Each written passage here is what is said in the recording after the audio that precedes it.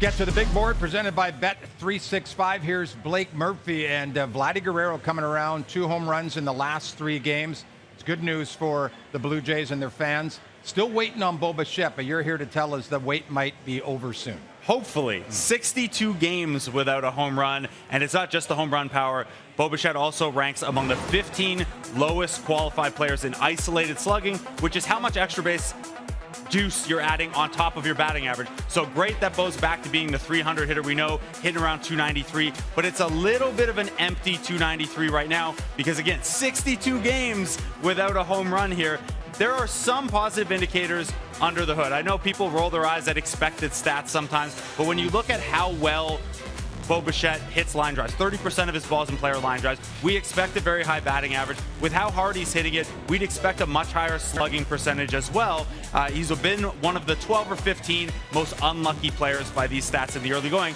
However, you will also note not a lot of expected home runs there either because he doesn't lift the ball a whole lot, but some indicators under the hood there, Brad, that more power is ahead. I tell you who they're not waiting on in Cleveland is Kyle Manzardo. You look down on May 2nd, 8 home runs.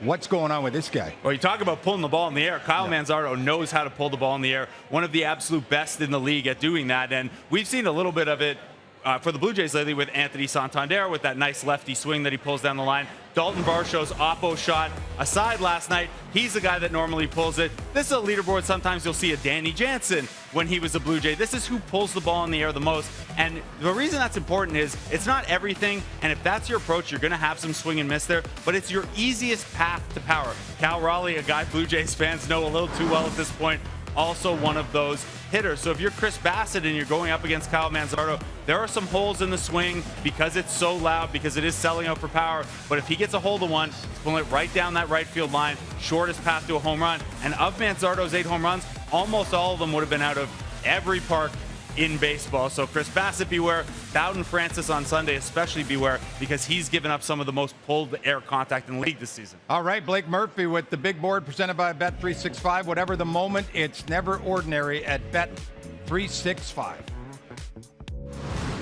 You will see Manzardo batting 4th tonight, followed by Carlos Santana, who has hit the ball well in Toronto with a .952 OPS at Rogers Center. Mississauga's Bo Naylor catches, slots in at 6th in the lineup. He has 1 home run at the Rogers Center coming back in 2023. The Guardians starting lineup brought to you by Bet365. Whatever the moment, it's never ordinary at Bet365. We approach first pitch here at the Rogers Center on a Friday night as the Guardians and Jays renew acquaintances.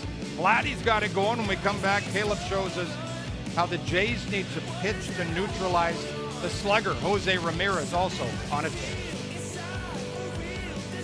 Third baseman, Jose Ramirez. Probably the most underrated player in the game. And a rocket.